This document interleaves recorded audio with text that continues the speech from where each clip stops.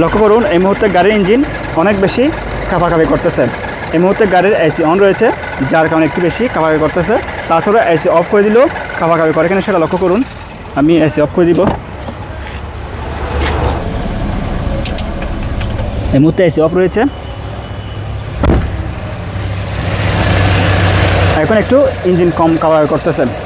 যদি ইঞ্জিন অনেক বেশি কাঁপাকাঁপি করে তাহলে আপনি প্রাথমিকভাবে একটা কাজ করতে পারেন, সেটা হচ্ছে আপনার গাড়ি যেখানে যে আরপিএম রয়েছে আরপিএম একটু বাড়িয়ে দিতে পারেন। তাছাড়া দেখা যায় এখানে যে টোটাল বডি রয়েছে, টোটাল বডিতে ময়লা হলেও গাড়ির ইঞ্জিন অনেক বেশি কাঁপাকাঁপি করে, বা আর অন্যান্য যে ইঞ্জিনের পার্টস রয়েছে সেখানে সমস্যা থাকলেও ইঞ্জিন অনেক বেশি কাঁপাকাঁপি করে। এই মুহূর্তে গাড়ির গিয়ার ডিতে রয়েছে। আমি একটু একটু সামনের দিকে গাড়ি চালাচ্ছি। মনে করেন সামনে অনেক জ্যাম, আমি গাড়ি এখানে ব্রেক করলাম। এই মুহূর্তে এসি অন রয়েছে। এখন গাড়ি অনেক বেশি কাঁপাকাঁপি করতেছে। সেক্ষেত্রে আমার কী করতে হবে? দুইটা কাজ করতে পারেন। এক নম্বর হচ্ছে আপনি চাইলে এসি অফ করে দিতে পারেন, তাহলে কাঁপাকাঁপি কমে যাবে। আর যেহেতু এখন অনেক বেশি গরম, বা গাড়ির যদি অনেক বেশি গরম থাকে তাহলে এসি অফ করা যাবে না। তাহলে কী করবেন? তাহলে আপনি গাড়িটি নিউট্রাল করবেন, এরপর পার্কিং ব্রেক ব্যবহার করবেন। এরপরে হালকা করে এখানে স্ক্রারের চাপ দিবেন, হালকা লেজটা বাড়াবেন, তখন দেখা যাবে কাঁপাকাঁপি অনেকটা কমে যাবে এভাবে। আর যদি একটু একটু গাড়ি চালাতে থাকেন তাহলে এটা করা যাবে না।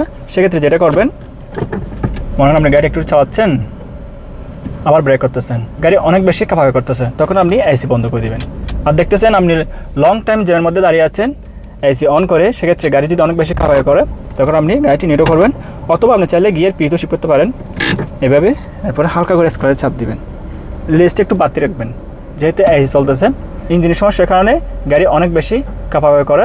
তবে এই ধরনের সমস্যা যদি রানিং হয় আপনি প্রাথমিকভাবে এই কাজটি করতে পারেন, পরে আপনি সার্ভিস সেন্টারে গিয়ে আপনার গাড়িটির কী কারণে এরকম সমস্যা হচ্ছে সেটা ঠিক করে নেবেন।